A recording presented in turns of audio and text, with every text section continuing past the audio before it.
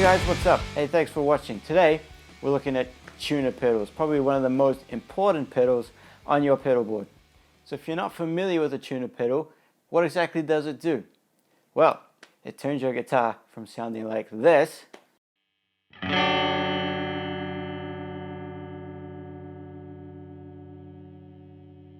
into this.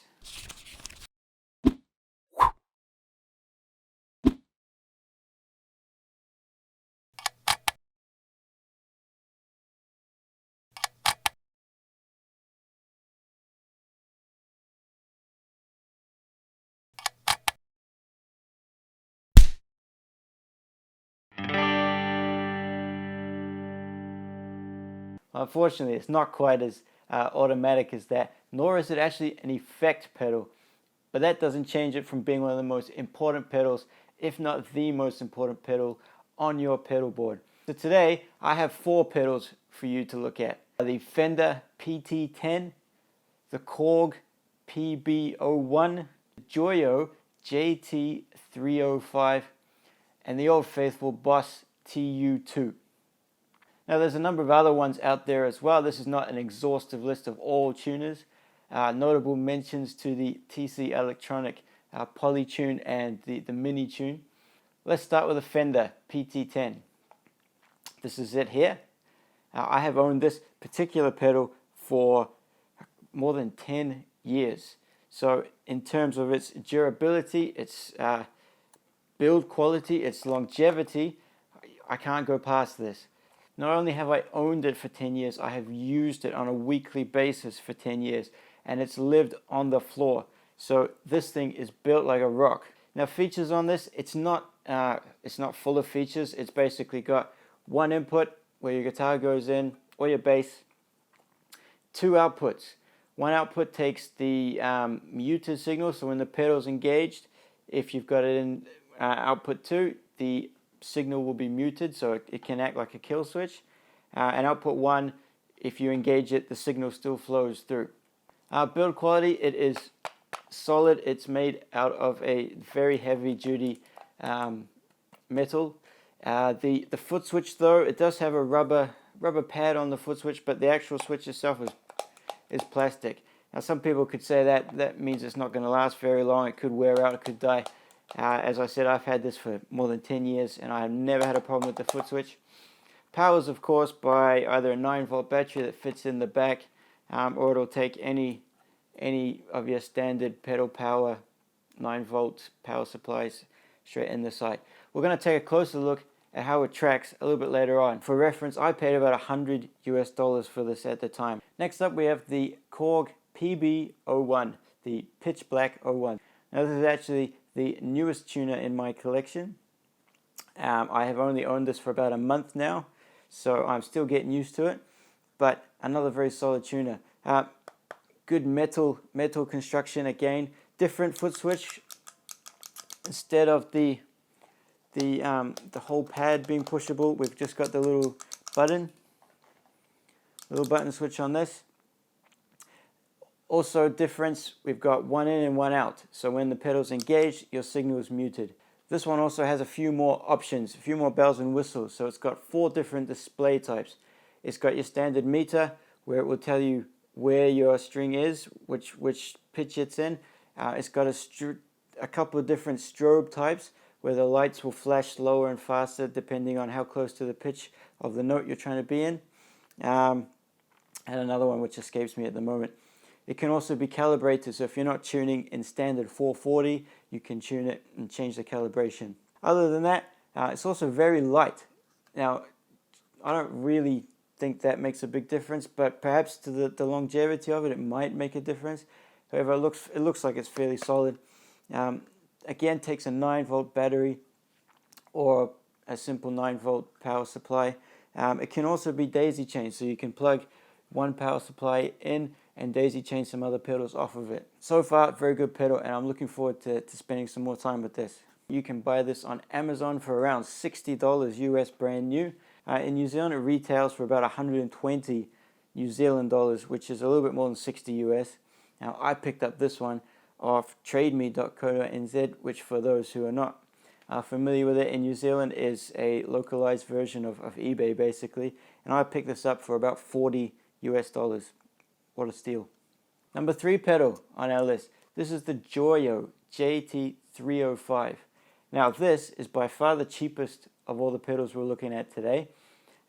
This is approximately 50 New Zealand dollars brand new, which works out at about, I don't know, 35 US dollars. You can get these on Amazon as well. I bought this from a local supplier here in New Zealand, like I said, for about 50 New Zealand dollars. Now, the first thing you'll notice about it is it looks very similar to the Pitchblack. In fact, it has every description on the back of it is exactly word for word, letter for letter, the same as the Pitchblack. I have owned this one for about a year and a half now, so I've got a little bit more experience with it. Again, solid metal. It's got the same push button. It's got virtually the exact same display and the exact same display types as the Pitchblack from Korg. Again, just like the Korg, this one only has the ins and the outs. This is essentially a Korg Pitchblack clone. Now the last pedal I have today is this, the Boss TU2. So some say the industry standard, some say the go-to pedal, the first choice for many people. And I have to admit, I'm slightly biased because this is the one that's on my pedal board. Well, not right now, it's in my hand, but this is the one I play on a week-to-week basis. Now they've actually updated this as well. There is a TU3, which is the current model out now. Interestingly enough, the TU3 is actually slightly cheaper than the TU2 from what I found on Amazon. This is by far the most expensive of the 4 pedals we're looking at today. Now the TU3 retails at about $100 US, which is significantly more than the Korg. About the same price as the Fender, but that's going back about 10 years. The TU2 you can still get brand new, but it's around $120 US. In New Zealand, these cost about 199 New Zealand dollars retail. Again, I picked this up for a steal on Trade Me. I paid about 50 US dollars for it, so pretty happy with that. Feature-wise, this has one input for a guitar or a bass or an acoustic if you want. We've got the 2 outputs now, so we've got the muted signal, so when we press it, when we engage it, the signal will be muted. Otherwise, if we take it out the other output, the signal carries on regardless of whether it's engaged or not. All the other pedals we've looked at are true bypass. So when they're not engaged, the signal should pass through unaffected.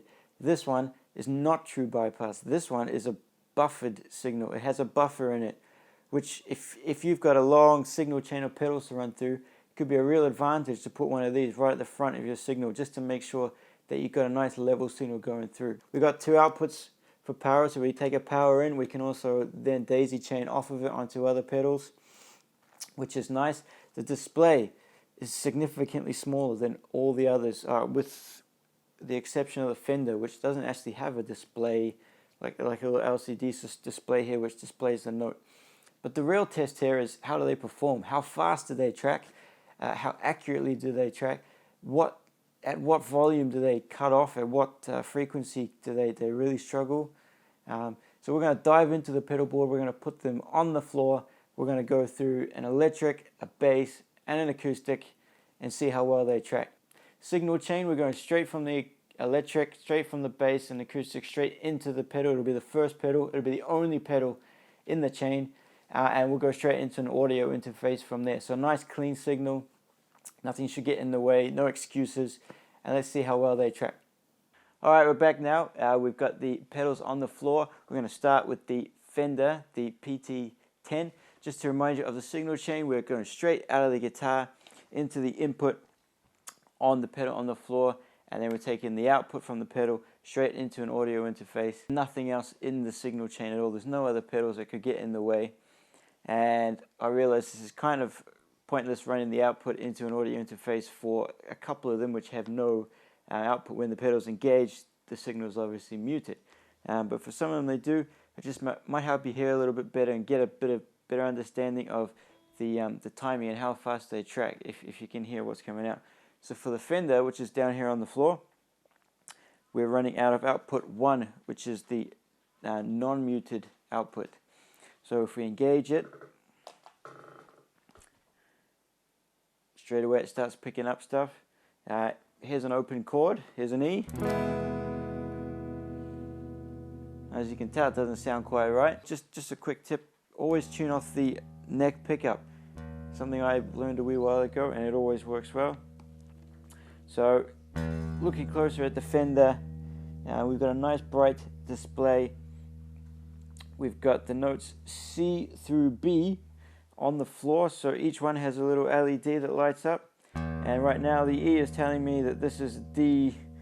It's a D sharp. It's sharp on the D sharp, so we want this to come up to an E.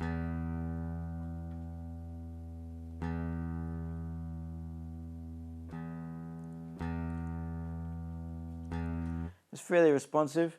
Another quick tip, always tune up if you go over like this, and then tune down.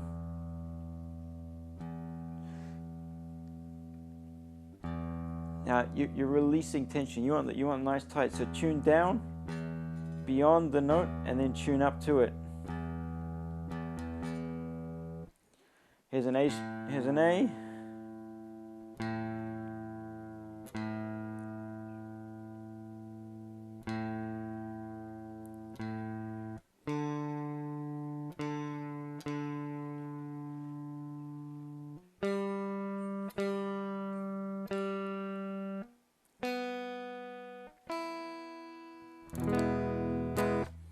So that's the Fender. Nice display. As you see, it tracks really quickly.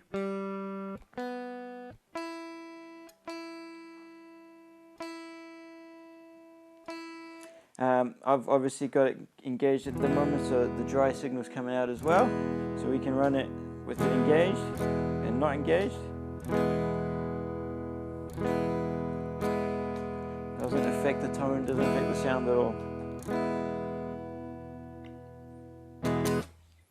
All around, very solid pedal. Now, there's no other features on this one to go through, so we'll stop here. We'll flick over to a bass and see how well it tracks on a bass. Okay, so here we have a 4-string bass guitar with active pickups on it, straight into the tuner. So there's the dry signal. Let's engage the Fender tuner. And we're pretty close already.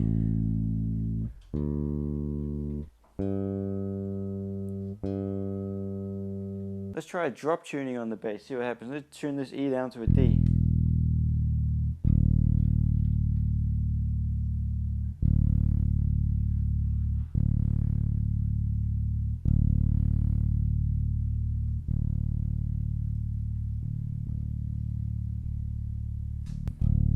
So it says we're still a bit flat here on the D.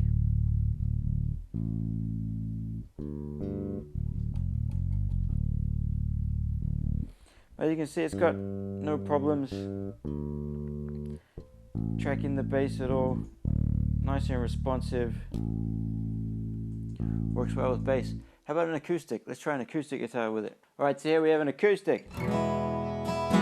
Now I've plugged this. This one has a pickup in it, so I plugged this straight into the pedal on the floor. If you're playing an acoustic in a live setting, the little tuners on the headstock that you can use, they also work really well. But if you have if you want to use a pedal on the floor, they can work just as well. So let's turn the pedal on, the Fender. Hit that low E.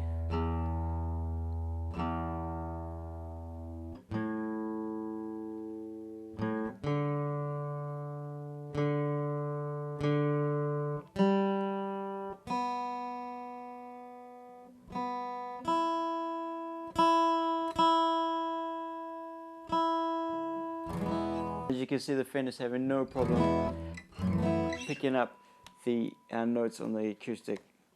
In fact, it's doing a really good job of it. And the same story with it engaged and not engaged. We get no drop in signal, no drop in volume. Next pedal, let's look at the Korg.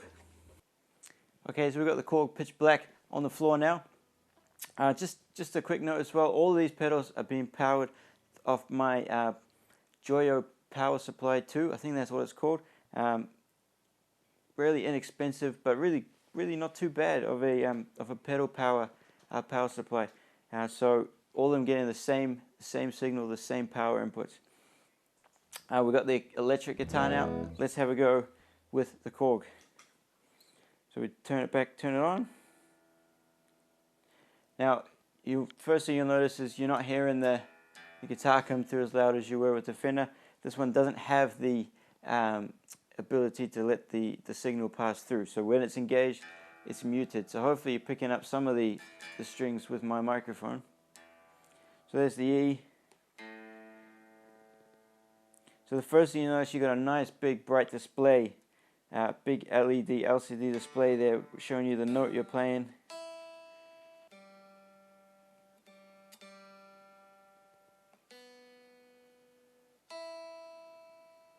But look, it's really nice. It's picking up the notes really quickly.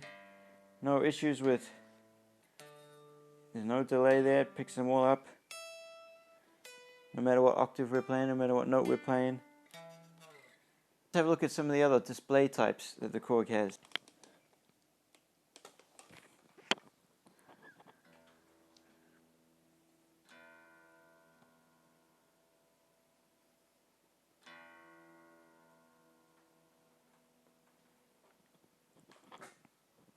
So here's a display type where we've got some strobing lights which strobe left when we're flat. Well, they're strobing right now because we're in, the things we're actually playing a D sharp. There we go, we've got a flat E, so they're strobing left. And if we get a sharp E, slightly sharp E, they'll start to strobe right. And we want them to stop as quickly as you know, to be as steady as possible. Until we get that green one. Here we have a bass. We've got the Korg still on the floor. We're still tuned in D. Let's turn the pedal on. Obviously the signal's dead. We're still in display mode 4, which is the strobe. Let's put it back in 1, which gives us the one we're familiar with, the one I'm familiar with the most, where the light comes in and out. Let's put this back in E.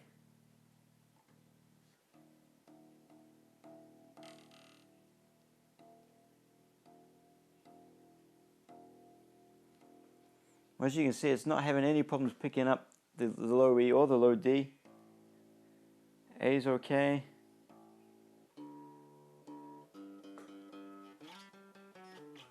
And it tracks fairly quickly as well. Let's try it with an acoustic. Okay, I've kind of messed with the tuning on the acoustic a little bit, so we can hear how well it's going to tune this. Turn it back on. Good, no problems picking up the low E on the acoustic.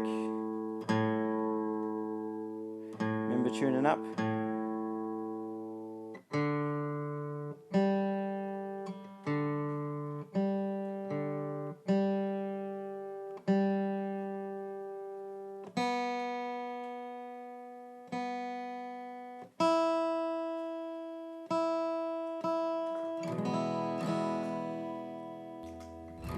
Done a fine job on the acoustic as well. Alright, so now we've got the Joyo on the floor. I remember from what I said in the beginning that this is definitely the cheapest of all the pedals we're looking at today. So now's the real test. How is it going to perform against the Korg, which is almost twice as much? Remember, the Joyo only has a mute on it, so there's no way to get the guitar out when it's engaged. So here's an low E.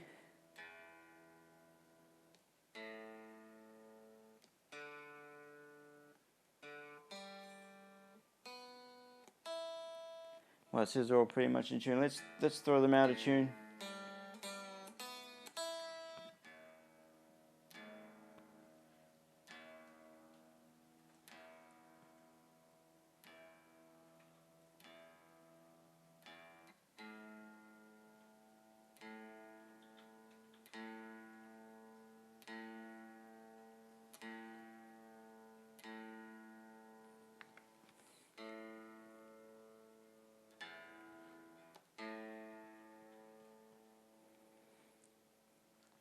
Also, the Joyo is definitely not keeping up as fast as the Korg was. You can see sometimes there's quite a generous gap between me hitting the note and it picking up the next one. And definitely something like hitting the A and then twisting it. Let's tune the A down and just tuning it up with the tuner tune a peg, see what happens. I didn't do too bad a job that time.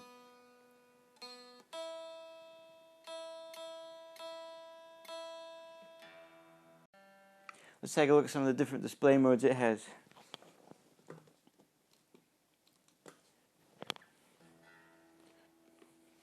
So display mode 2, exactly like display mode 2 on the Korg, with the strobing lights that go left when we're flat and right when we're sharp.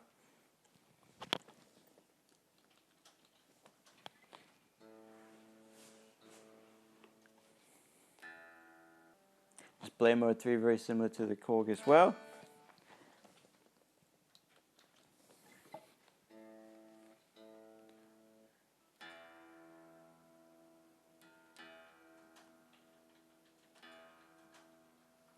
And that's display mode 4.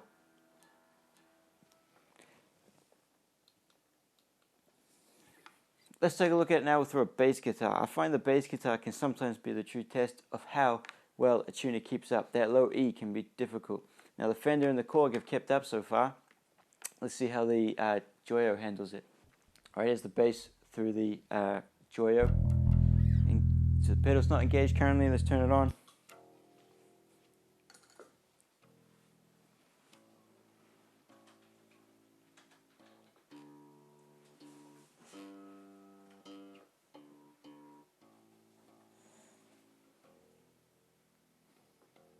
Let's try tuning the E down to a D, see if it can handle that.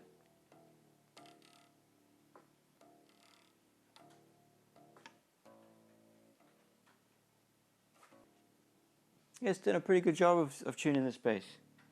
Let's tune that D back up to an E.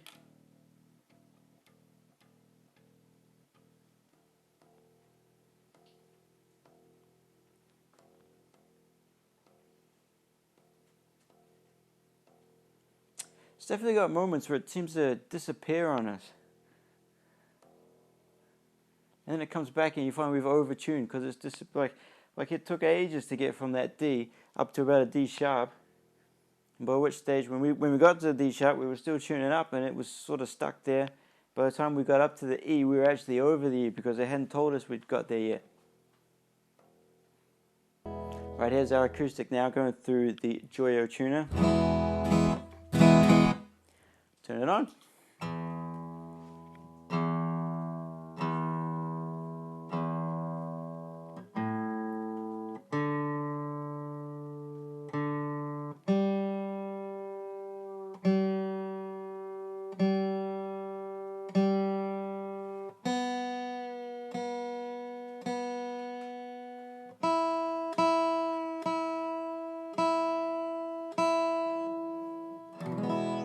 So my only complaint about the Joyo so far is that it is a little bit slower to track, and sometimes it does seem to go a bit AWOL on you. But it comes back, and it's handling the notes. It's picking up all the notes. The different display types are nice, and it's solidly built. Let's look at the last one on our list now, the Boss TU2. So let's check it out. As you can see, we've got the nice bright display telling us what note we're playing. And then the little LED lights, the little dot LED lights, as opposed to some of the bigger stroby ones.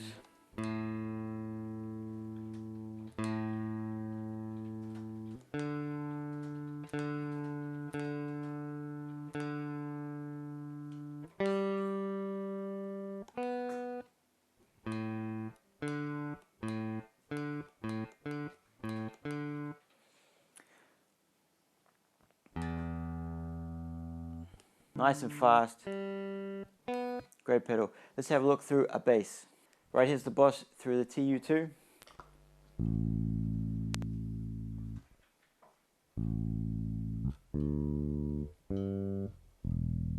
No issues with tracking on that either. Let's drop the E down to a D, see how it handles that.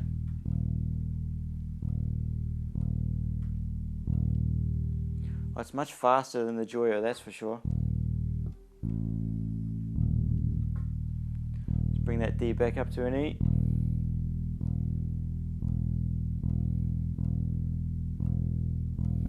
Looks like my bass could use some intonation, but other than that, it's tracking really well. Let's try it finally through an acoustic.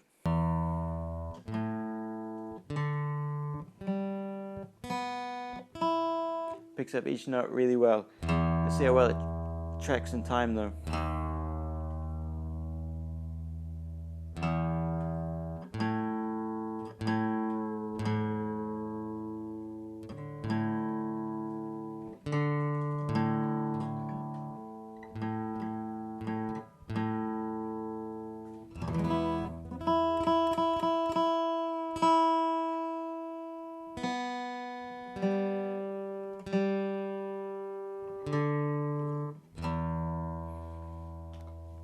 No issues picking up the acoustic at all. Right, there you have it. Those are my 4 favorite tuners right now. Which one was your favorite? Which one does perform the best for you? All of these are readily available from local suppliers, with the exception maybe of the Fender one. This one you might have a little bit of trouble getting hold of. Like I said right at the beginning, I purchased this more than 10 years ago. I know I can't find it locally here in New Zealand, but you might be able to have better luck finding it elsewhere. All the other 3, you can get them from Amazon, you can get them from Guitar Center, you can get them from wherever you normally get your pedals from. Anyway, hope this has been of help. If it has, please subscribe to my channel by clicking the links down below so you can see more stuff like this. If you've got any requests, something you'd like me to try out, I'd be more than happy to look at it. Thanks for watching.